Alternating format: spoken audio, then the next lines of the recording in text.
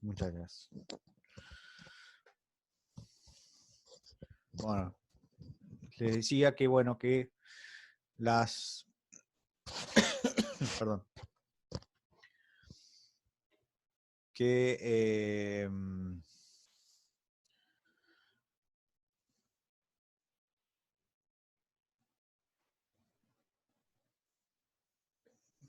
se tiene que cumplir para el segundo cuerpo, en definitiva, se tiene que cumplir la condición necesaria y suficiente para que un cuerpo tenga condición total y sean reacciones estáticamente determinadas, que era que las reacciones, la cantidad de reacciones involucradas por los vínculos no fueran mayores que 3, por supuesto estamos hablando en el plano, ¿no? Y que, bueno, que estas reacciones no sean ni todas concurrentes a un punto, como en este caso, ni que sean eh, todas paralelas, ¿sí? Bien, acá tenemos de vuelta lo mismo que son concurrentes. Perfecto. Bueno, lo que yo les comentaba hoy, ¿sí? Que el hecho de que tengamos, por ejemplo, esta cadena cinemática de 3 chapas, ¿sí? La cual, por supuesto, tiene, son 3 chapas más 2, serían 5 grados de libertad, ¿sí? Es decir, tenemos 3 de esta chapa, más 3 de esta otra chapa, más 3 de esta otra chapa, ¿sí? Menos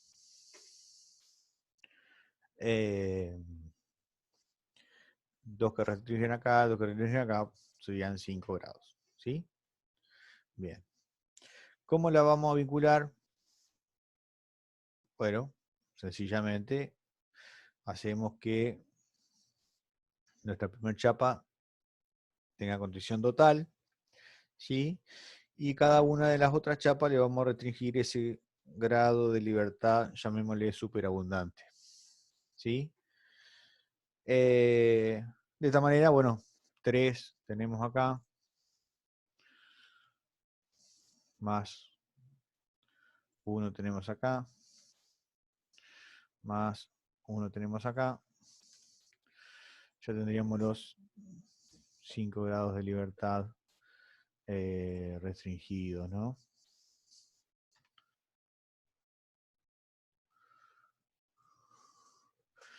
Bien. Pero bueno, no necesariamente tenemos que restringir de esta manera los grados de libertad. Es decir, que no necesariamente en primera instancia tenemos que sí o sí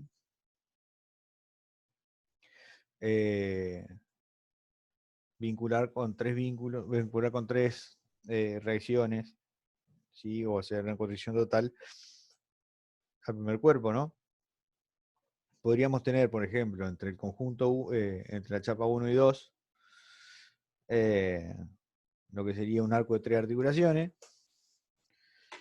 ¿sí? Como verán ahí, tenemos 2 grados de libertad restringido por este vínculo, más 2 grados de libertad restringido por este otro vínculo, y los otros 2 grados de libertad que faltan sería dado por el vínculo interno, la articulación interna, ¿sí? Entonces, ahora todo esto tendría constricción total, ¿sí? Y bueno, y nos quedaría entonces al cuerpo 3,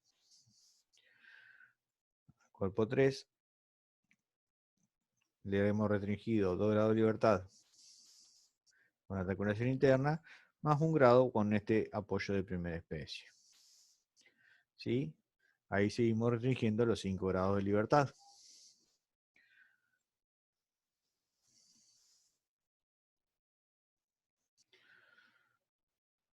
Otra manera de poder vincularlo sería, por supuesto que si nosotros tomamos el primer cuerpo, ¿sí?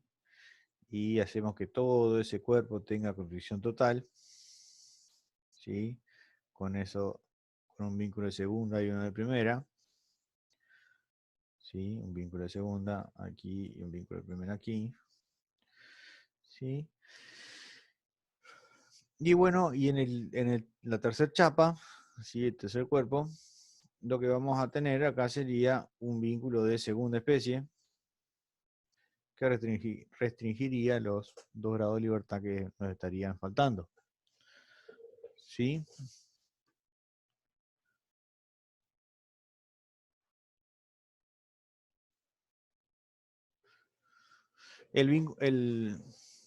La chapa interna o la chapa del medio, ¿sí? Esta chapa que nosotros tenemos acá, no tiene ningún vínculo y por supuesto que está perfectamente rígido esto, ¿sí? Perfectamente estable, ¿sí? Si nosotros contamos acá, tenemos 2 grados de libertad restringido acá, más uno aquí, más 2 más acá, serían los 5 grados de libertad que tenemos que restringir. Perfecto. ¿Qué pasa ahora con esta otra disposición? Al primer cuerpo, nosotros le ponemos un vínculo de primera, perdón, un vínculo de segunda.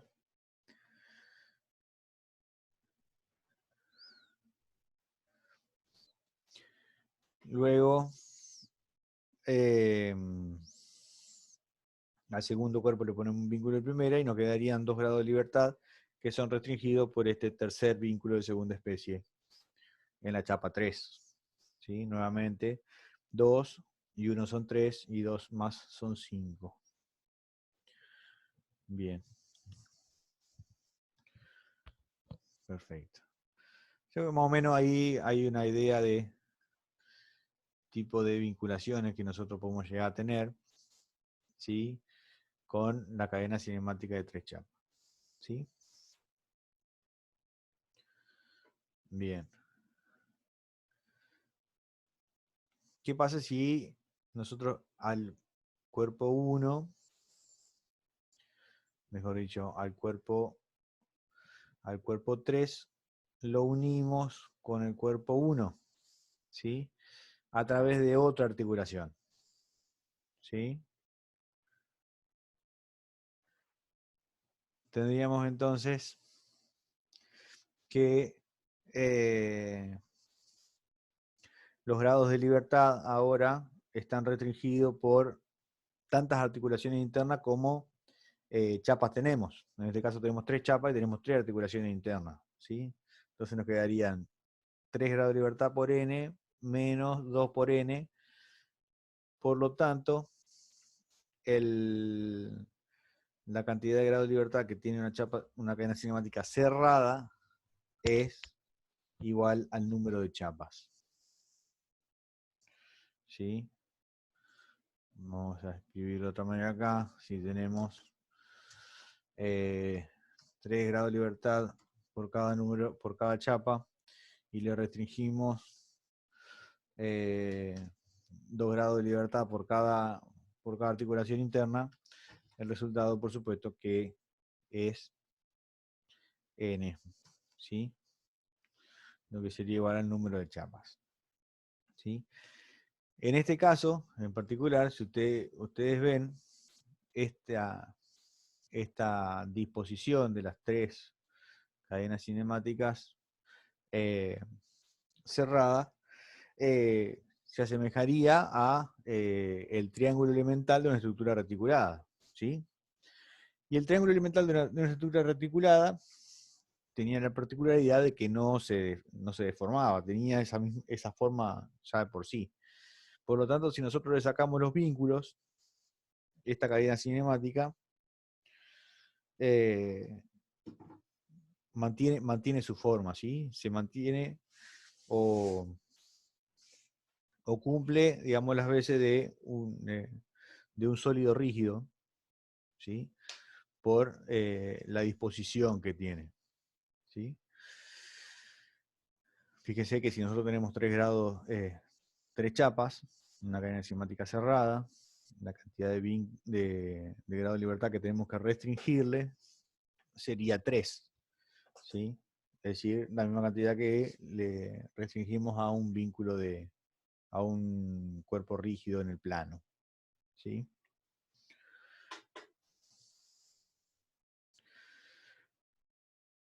Bueno, por supuesto que al ser una cadena cinemática cerrada, ¿sí? Con 3 grados de libertad, si nosotros, por ejemplo, le imponemos un empotramiento en una de las chapas, las otras 2 chapas van a estar vinculándose a través de las articulaciones internas, ¿sí? Y por lo tanto van a mantenerse eh, rígidas, ¿sí? Imagínense que nosotros estamos acá a estas 2 chapas, ¿sí? Que tendrían 6 grados de libertad, porque son 2 chapas, le estamos restringiendo 2 grados de libertad aquí, 2 grados de libertad aquí, serían 4, nos quedarían 2, y lo restringimos a través de esta articulación interna, esta otra articulación interna, ¿no? De la misma manera, podríamos vincularlo de tal manera que eh, tengamos, por ejemplo, un apoyo de primera especie y uno de segunda en 2 chapas diferentes, ¿sí? Dado que esto no, no se deforma o mantiene la forma por más que nosotros saquemos los vínculos, ¿sí? Bien. Podemos ver acá entonces distintas maneras, ¿sí? Un empotramiento en una chapa, ¿sí? O pueden ser 2 vínculos, uno de primero y uno de segundo en otra chapa, o puede ser un vínculo de primera y una segunda en 2 chapas cualesquiera, tal como también tenemos aquí abajo un apoyo de primera y uno segundo en otras chapas, ¿sí? Cualquiera de las 3 maneras sería la forma correcta de vincularlo, ¿sí? De restringirle sus movimientos. ¿Qué pasa cuando la cadena cinemática, como por ejemplo en este caso, es de 5 chapas, ¿sí? Perdón, de 4 chapas. Los grados de esta cadena cinemática, entonces, es igual a n, es igual a 4, ¿sí? Entonces ya al tener 4 grados de libertad, ya no puede comportarse como un cuerpo rígido, ¿sí? Dado que tiene un grado más de libertad, una posibilidad más de movimiento que un cuerpo rígido, ¿sí? Bueno, si ustedes se pueden imaginar por ahí algo formado así con estas 3 chapas, estas 4 chapas, veremos que si nosotros las soltamos, a ver, si nosotros las soltamos, se va a tratar de desgonzar, ¿no es cierto? Más o menos el mismo razonamiento que hacíamos cuando estábamos estudiando el triángulo elemental en estructuras reticuladas, ¿sí?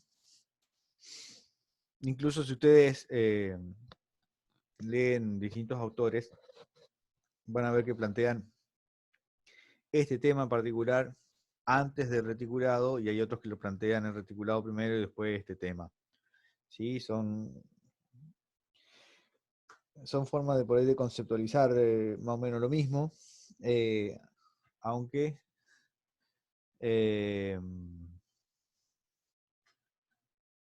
a ver,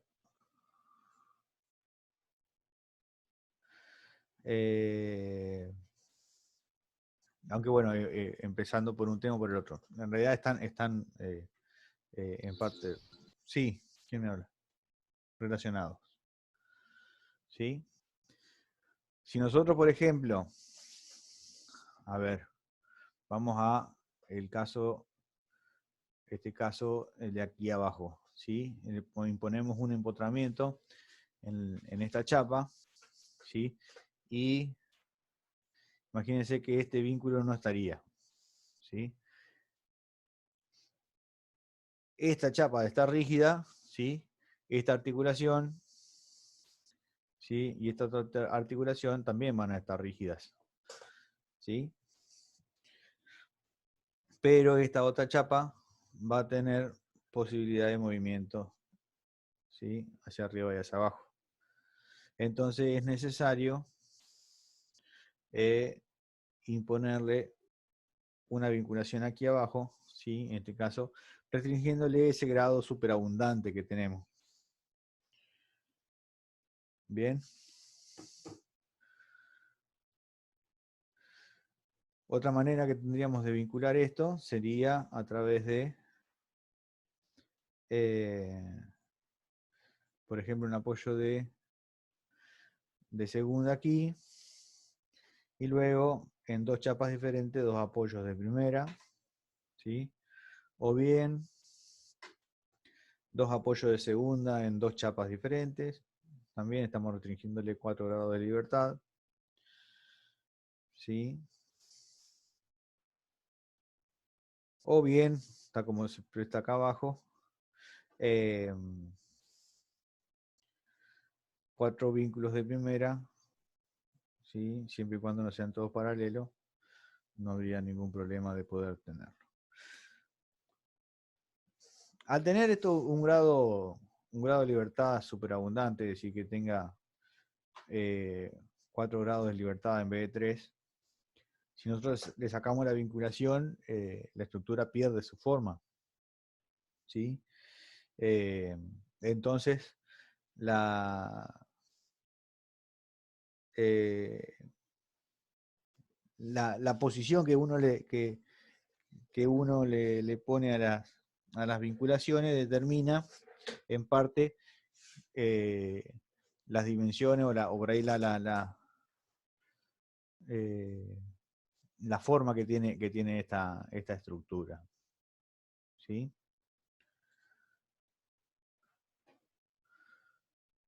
Bien. A ver, un segundito que ya seguimos con el otro PDF.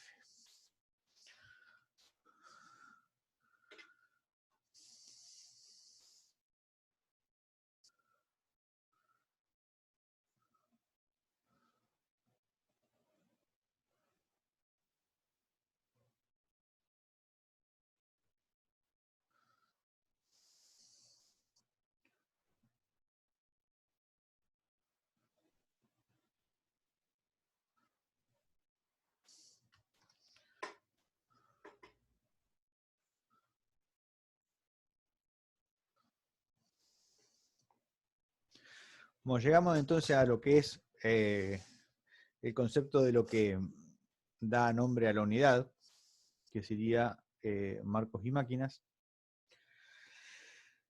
donde el marco es una estructura diseñada para soportar y transmitir carga y presenta contribución completa, ¿sí? ¿Cuál es la diferencia entre un marco y una estructura reticulada? ¿Sí? Que el marco tiene por lo menos un elemento que está sometido o está cargado en 3 puntos. ¿Sí? Por lo menos, ¿sí? Nosotros habíamos visto que las estructuras reticuladas se cargaban en los extremos, ¿sí? Se cargaban en 2 puntos. La forma que tenía eh, ese elemento estructural, esa barra, ¿no es cierto? Era rectilínea, esbelta, ¿sí? Y bueno, entonces el esfuerzo que transmitía era a lo largo de su línea de acción. Ahora con el marco, ya la forma no tiene que ser necesariamente recto, ¿sí? Tampoco necesariamente tiene que estar cargado solamente en 2 puntos. Es más, por lo menos una de las chapas que conforman este marco está cargado en 3 o más puntos, ¿sí? Y las máquinas, en realidad son formaciones o mecanismos que se diseñan, ¿no es cierto?, para transformar una carga, ¿sí? Para modificarla. Y siempre tienen algún grado de libertad sin restringir, de manera que nosotros podamos utilizarlo para poder modificar esa fuerza que nosotros le estamos haciendo, esa carga, ¿sí? Por ejemplo, ahí en este caso tendríamos un marco, ¿sí? en el cual el elemento, vamos a buscar un color un poco más, ajá, este elemento, sí, está cargado en 3 puntos, ¿sí? Tendríamos una carga en la articulación aquí, otra carga de esta otra articulación interna acá, más la carga externa, esta que tenemos acá, ¿sí? Como es una cadena cinemática cerrada, de 3 chapas, ¿sí? Tiene 3 grados de libertad, los cuales son restringidos por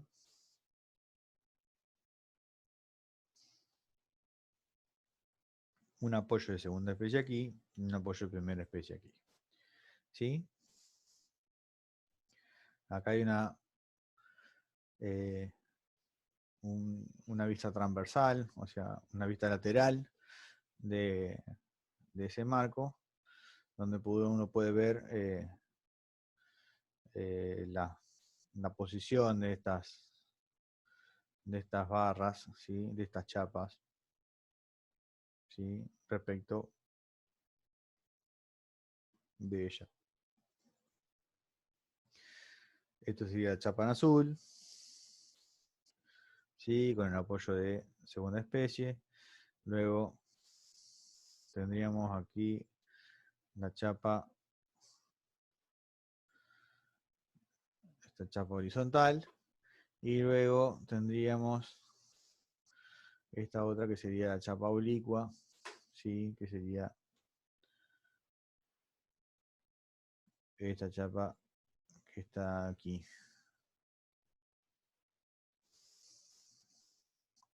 Bien.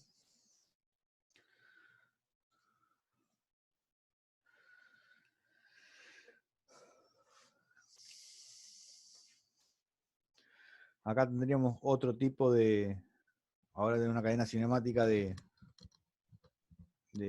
4 chapas, ¿sí? El cual tiene 4 grados de libertad, como verán, ¿sí? Eh, si nosotros consideramos que existen cuerpos, como por ejemplo este cuerpo que está acá,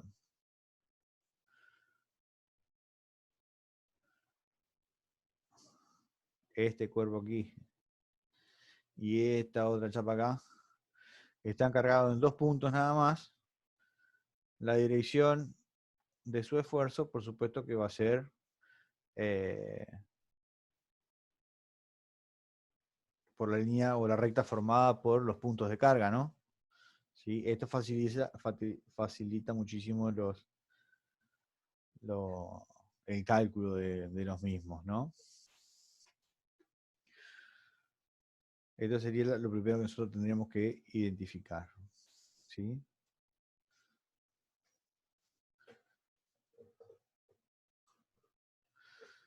Bien. Luego, en cada uno de los pernos, nosotros vamos a tener, como es un vínculo de segunda especie el perno, ¿sí? Vamos a tener una reacción, una vertical y una horizontal, o bien 2 ortogonales en el sentido que ustedes quieran, ¿no? Que estas van a tener una reacción en un cuerpo y la acción en un cuerpo y la reacción en el otro, ¿sí?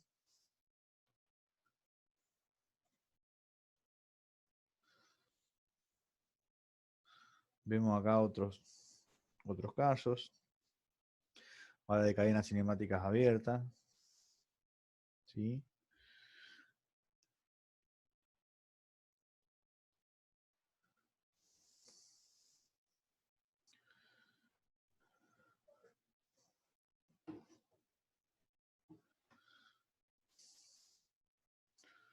A ver, esta también es una cadena cinemática abierta de 2 chapas, ¿sí? Que tiene 4 grados de libertad, ¿sí? Restringido a través de estos 2 vínculos de segunda especie, ¿sí? Fíjese que acá los pernos, los tres pernos no están alineados, ¿sí? Acá tenemos otra cadena cinemática abierta, esto sería un arco de tres articulaciones, ¿sí? Fíjense que tanto este cuerpo como este otro están cargados en 3 puntos, ¿sí? En este caso, este cuerpo estaría cargado en 3 puntos, este otro cuerpo tendría,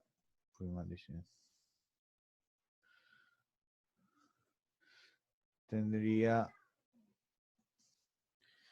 esta compensación de carga, ¿sí? En este último caso, acá tenemos un cuerpo rígido que está eh, empotrado, ¿sí? En uno de sus extremos. Y por supuesto que el cuerpo que nos queda va a tener un solo grado de libertad, con el cual está restringido a través de ese apoyo de primera especie, ¿sí? Sería entonces este el cuerpo cargado en 3 puntos, ¿sí? Perfecto. Acá tenemos, por ejemplo, para el caso de las máquinas, ¿sí? Imagínense un alicate, una pinza, una tenaza. Lo que nosotros estamos queriendo hacer es o sujetar una pieza o bien eh, cizallar un alambre, ¿sí?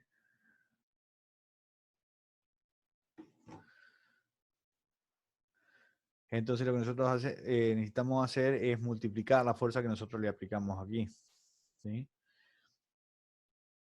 Para calcular una máquina, lo que nosotros tenemos que hacer es como sacarle una fotografía en un momento determinado, ¿sí? Entonces ahí podemos analizar la geometría de nuestra máquina. Porque si, bueno, por supuesto que eh, si nosotros no tuviéramos la fuerza P acá aplicada, esta pinza se abriría o se cerraría, ¿sí? Entonces, dado que puede girar respecto de esta articulación que nosotros tenemos aquí. Entonces es como que nosotros debemos tomar, en el momento que estamos aplicándole fuerza a una pieza o un alambre de cierto calibre, ¿sí? En ese momento lo calculamos, ¿sí?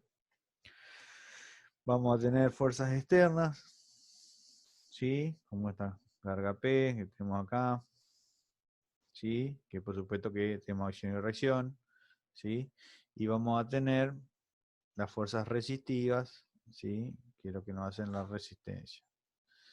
Y todo va a estar equilibrado o compensado por la articulación que tenemos acá, ¿sí?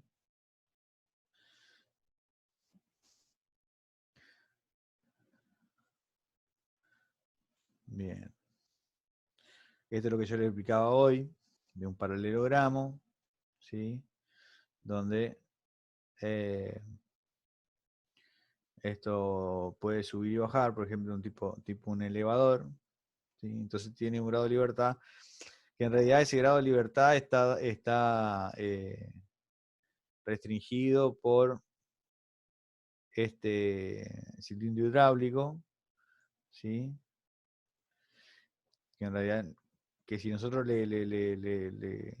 no accionamos su válvula, no se va a mover, ¿sí? Pero bueno, si tiene la posibilidad a través del fluido hidráulico o del aire comprimido, ¿sí? Si fuera un cilindro neumático, de mover hacia arriba y hacia abajo esta posición, ¿sí? Y lograr que el elevador cambie su posición, ¿sí? Su altura. Acá tenemos otro tipo de elevador, ¿sí? más del tipo Zampi o tipo montacarga, ¿sí? Donde tenemos también un cilindro hidráulico neumático que varía su longitud. Y entonces al posicionar esto un poco más abajo, hace que este punto vaya más arriba, por lo tanto se cambie la posición de, de la plataforma, ¿sí? Y si este cilindro hace la suficiente fuerza, va a vencer la carga que nosotros le estamos poniendo acá. La carga esta que está aquí. Bien, también, esto también se calcula en un momento. Va a haber que sacarle como varias, entre comillas, fotos para ver en qué momento, o hacer un análisis, en qué momento es el momento más desfavorable para poder eh, dimensionar sus piezas y demás. Acá también tenemos una retroexcavadora, ¿sí? Donde tenemos el punto de resistencia, que sería el balde, con la carga, cuando está excavando, ¿sí? Y tenemos distintos movimientos dados por los cilindros hidráulicos, estos que tenemos aquí, ¿sí? Que bueno, que por supuesto que en un momento estos cilindros están quietos, ¿sí? Entonces podemos analizar el esfuerzo en cada uno de los pernos, cada una de las chapas que componen la estructura, ¿sí? Pero bueno, y después si nosotros le habilitamos o deshabilitamos el fluido hidráulico, lo que vamos a hacer es cambiar sus dimensiones, sus largos, para poder cambiar de posición, ¿sí?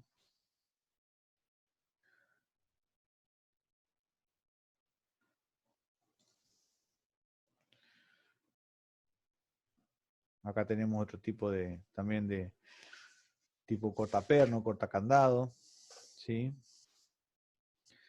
Eh, todos estos mecanismos que nosotros tenemos aquí adentro, ¿sí? Lo que hacen es variar la manera que uno le multiplica o transforma esa carga, ¿sí?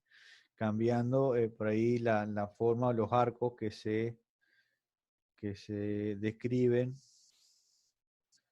¿no es cierto?, en los pernos respecto de los centros instantáneos de rotación, ¿sí? Va modificando básicamente los momentos, ¿sí? Para poder amplificar la fuerza.